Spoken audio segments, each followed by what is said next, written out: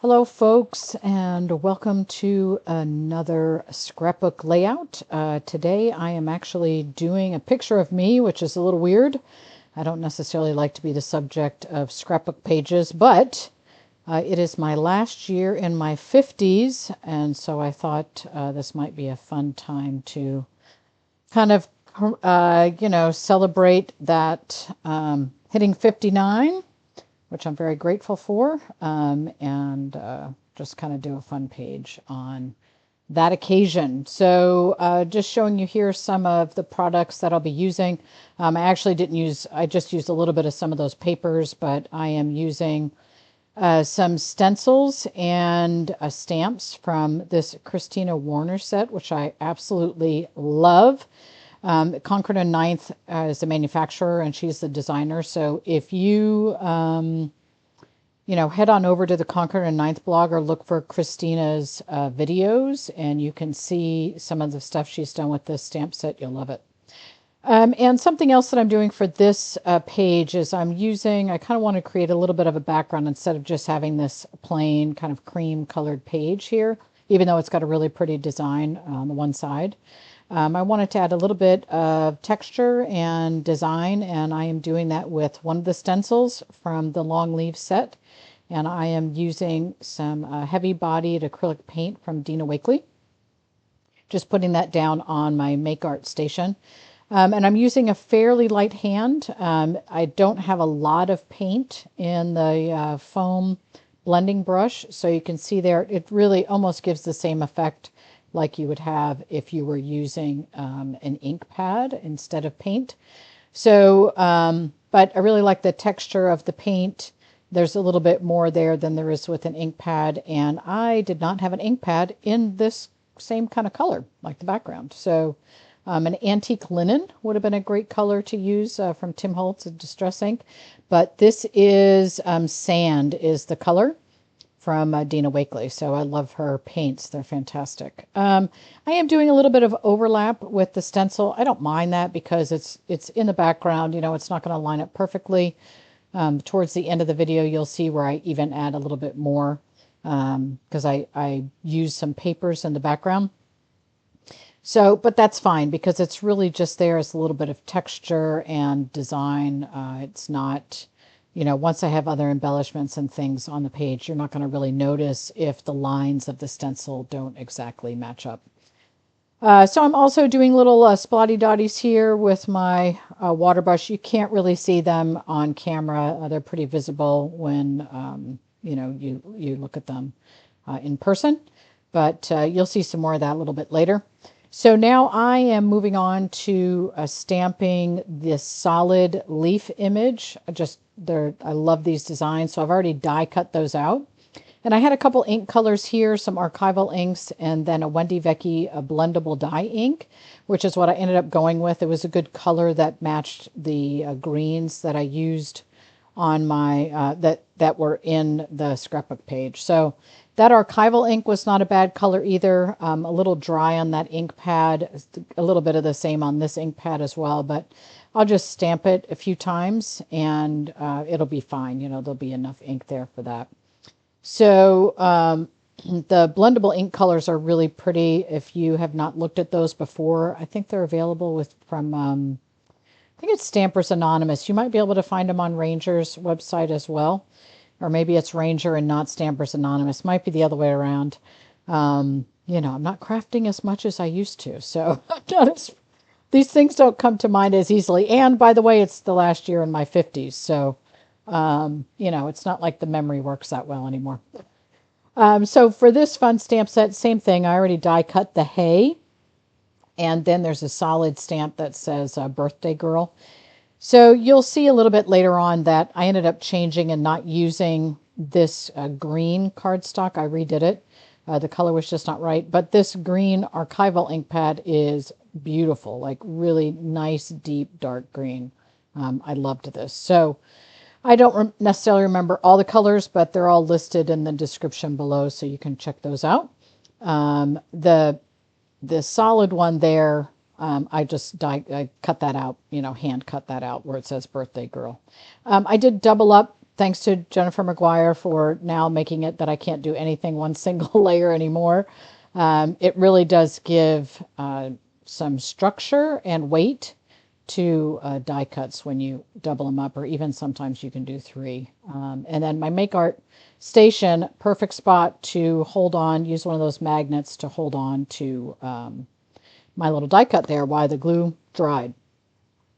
So next I've got a bunch of die cuts here. There's this great dragonfly and then also a rose set from Altenew.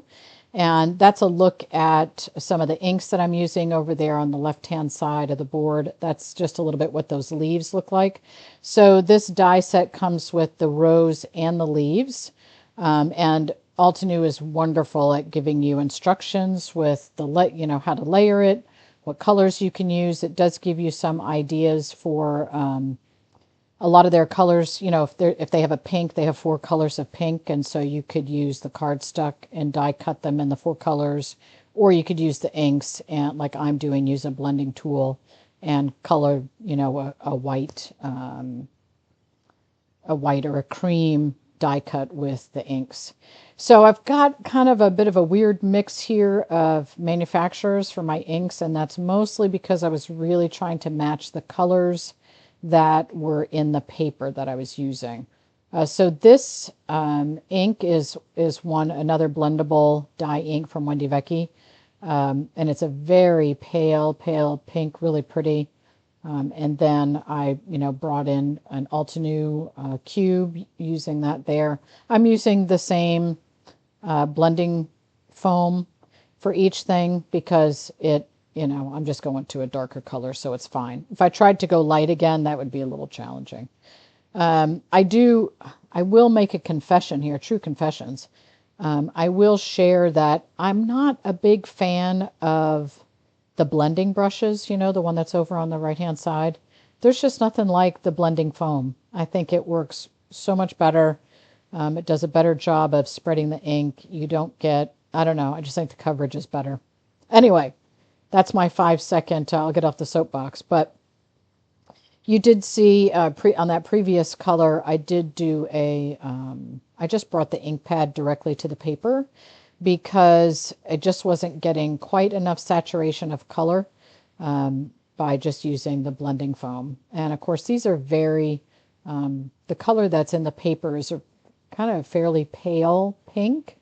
And some of these were going a little bit more towards the reddish, and so I kind of wanted just the 2 middle pieces to be more on that red side and the others to be very pink. So, this gets changed a little bit towards the end. You'll see that, but I just wanted to keep it more on the pink side, less on the red side. But I don't mind the red right in the center there. So you can see that now I've got all the colors. I've got my leaves stamped. And I think I may have missed a step here. We'll see if I get to it later on in the video. But this is just assembling. There's a little notch in that lower left-hand corner. And that's what helps you to line up all of your different layers. So I'm a huge fan of Altenew and their products, and they do make it very easy with these more intricate dies that they have on how to put these together. So, yeah, just gluing this up. And you can see too on the green leaves that I have there that I did add a little bit of color on the tips. Just, a little variation. Got to keep it interesting. I really like the, it's a little more realistic, I guess, if you add, I like doing the multiple colors, not just having one color on the leaves. So you can see what that rose looks like, and it does kind of get hidden on my page when I'm finally done. I am using an Altenew glue as well. So again, using my magnet to hold that down and to keep that in place on my Make Art station, which is super helpful. And then I was like, ooh, I think I need gold on everything. So I might have gone, well, just a little crazy with the spotty dotties and the gold. And so I am doing this after the fact. I really do like the addition of this onto the leaves. And I started, which you'll see, I'm kind of working with hitting my water brush even harder. So this is, one of those brushes that has the water in the barrel and it comes out. And I do like it because it has a fairly thin tip. So you can kind of see the gold on there. But I do end up changing the brush that I'm using, because then I decided, oh, well, I need to add some gold splotty dotties along with my cream colored ones. But it just was not happening for me with this water brush. I think I was trying to get, I don't know, it's trying to get too much, and there's not enough water on the tip, I think, once you kind of get the water out and you get the paint moving. I just was not getting enough, a large enough dot, I guess, from the paint. And so I went searching for a different brush, and this gave me the desired effect that I was looking for, which you can actually see them now, which is great. I think my other ones are just a little too small. And then I was like, hey, I'm having a lot of fun here. Now we got to have bigger gold spotty dots on everything else. And let me tell you, that is exactly what I was looking for. So I finished those up, and now I'm moving on to this cute little dragonfly. And who made this one is escaping me at the moment, but it's just a die cut, but it does come with the, there might be no, I don't think so. I think it's just a die cut. I don't think there's any stamp set that comes with this, but it has a nice stencil so you can color in each of the parts individually. And so I just did my little bodies brown. There's kind of a plain one with the antennae, and then you basically end up sandwiching the bodies. The wings get sandwiched in the middle. So that's just a Distress ink, I think Gathered Twigs, of course, my favorite brown ink. And you'll see me struggle here a little bit. I've got another archival ink. So I'm using the yellow and then some blues, some Altenew blues, and you'll see those kind of make a little bit of a green, but it's a nice color. So I was just lining that up. This is, when you're doing the background color of this dragonfly, you can just pick, you don't need the stencil for that. So the stencil is just used for the detail. And then there's an upper wing and a lower wing. And then you'll see that on the stencil, it's the same. There's a kind of a stencil die decoration or for both things. Sorry, excuse me. And if you don't think you can't blend with archival ink, you actually can. So it's not bad. You can use it. And then you'll see me struggle here a little bit. What I found with these, and don't do what I did, learn from my mistakes. It probably makes sense to do the stencil first. Well, maybe not all the way. I don't know. I found it really challenging. There's these little tiny pierced dots at the bottom of the wings, and I really had a hard time lining it up. It was really tough to do it, and you'll see what my solution is. I ended up doing it off camera, and I taped it, but it was really hard for me to get those lined up exactly right. So I don't know if for the wings it makes more sense to maybe do the inking part first and then die cut it. It might. Just on a plain piece of paper, and then die cut the bodies out, because I had a real tough time. Well, not with the pressure of a camera. I didn't have a tough time. I was able to figure it out, but it was not super simple. So I'm just using a little bit of the blues, and like I said, you'll get a little bit of green that will come in on this, because the two colors mix together.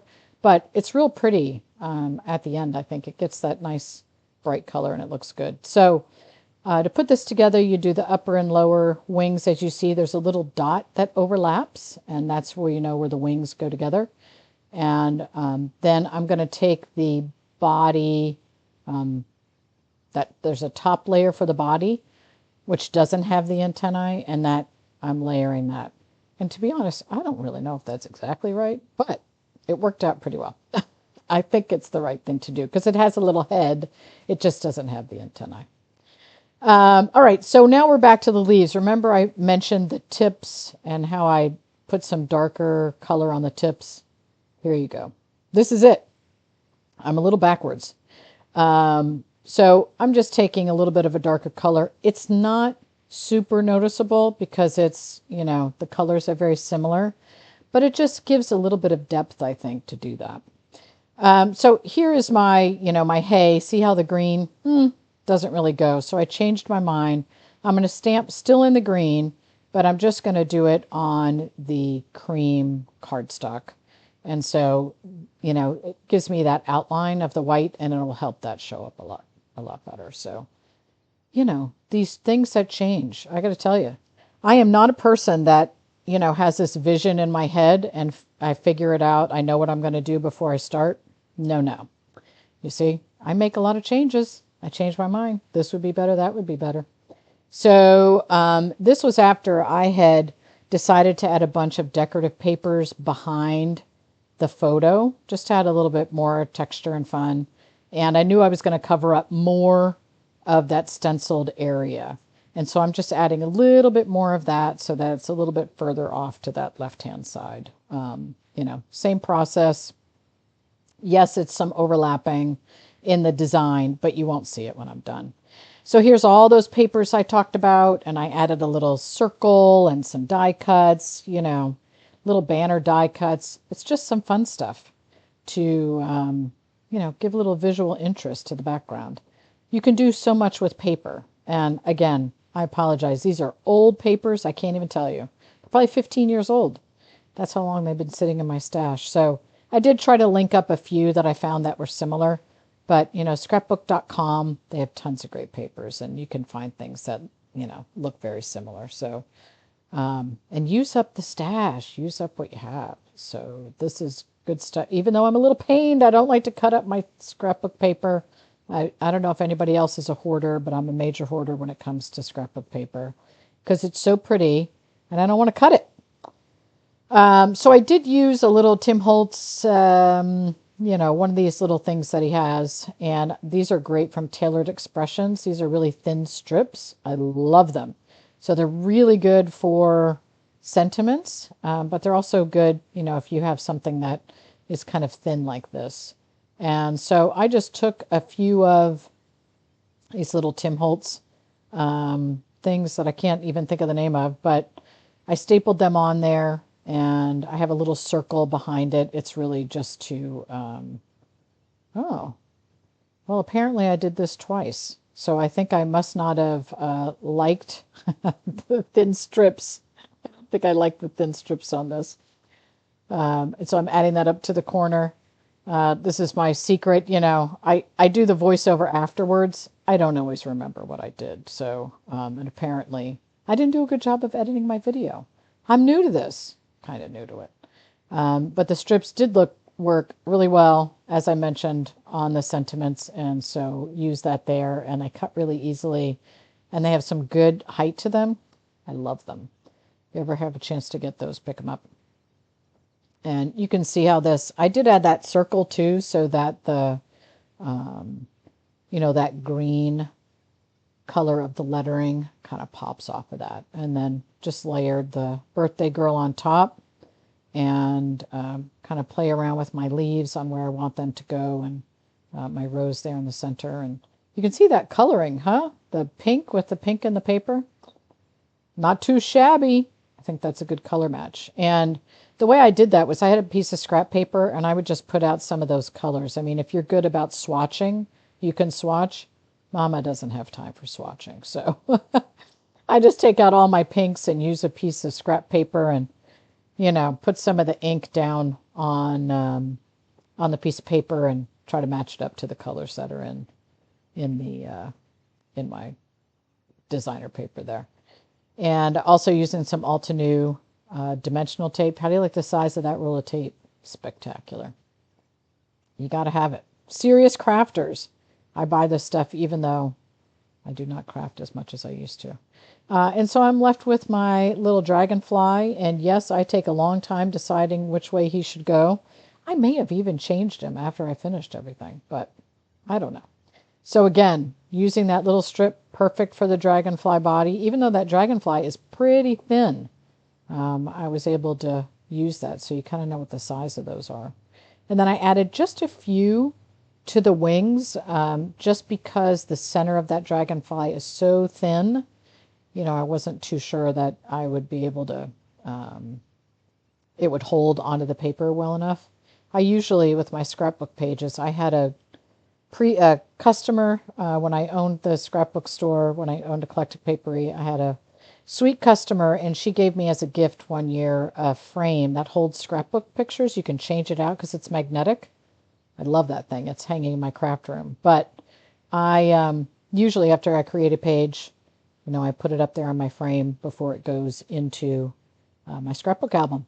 So I did add a few little gold gems. These are super, super old stamps, teeny little alphabet stamps. I love them.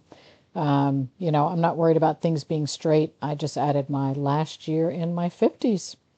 And that is it for today. Thank you so much for joining me, and I look forward to seeing you in the next video.